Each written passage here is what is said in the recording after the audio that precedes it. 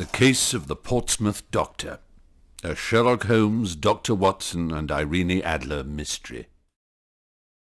Sherlock Holmes, Dr. Watson and Irene Adler are in Portsmouth on the trail of a doctor who has vanished from his lodgings. Having searched the parlour of the house in which the doctor has been staying, the three of them are about to examine his bedroom for any clues it may contain as to his present whereabouts. I'll have a look round here. What do you make of this, Holmes? Most interesting. I'll bring it with us, shall I? Look here, Holmes. I found this photograph by the side of the bed. What do you make of it? It emphasises the military connection, especially if this is our Portsmouth doctor. Was it taken while he was researching his book on the Great War? It is him, but not at that time or there. The quality of the light should tell you that this was taken in far sunnier climes. Did you not deduce anything else, Watson? I suppose you're now going to tell me that the photograph reveals a whole range of extraordinary things I've missed. Perhaps the doctor was once a circus performer, with expertise on the high wire.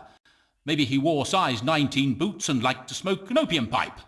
You usually manage to come up with some elaborate story based on such unremarkable pieces of evidence. Not at all, Watson.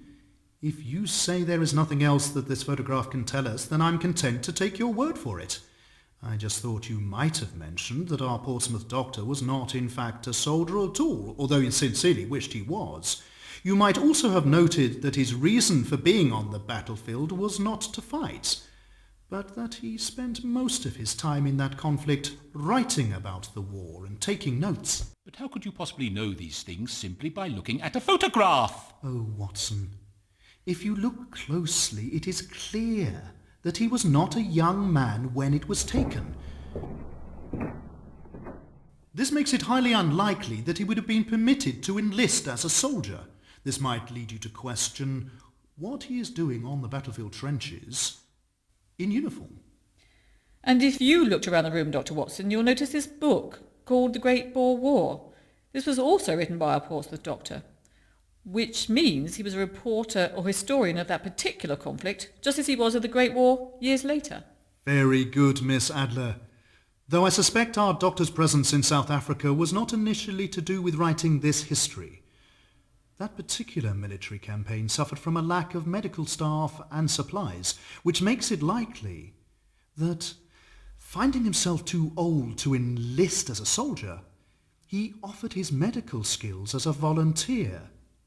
He must have sailed to South Africa in that capacity, but once he was there, engaged in the business of writing a history of the campaign. Yes, I can see that is perfectly possible, Holmes. Oh, the book that Miss Adler found makes it more than possible, Watson. Yes, well. My goodness, Holmes, what an extraordinary life our Portsmouth doctor has led.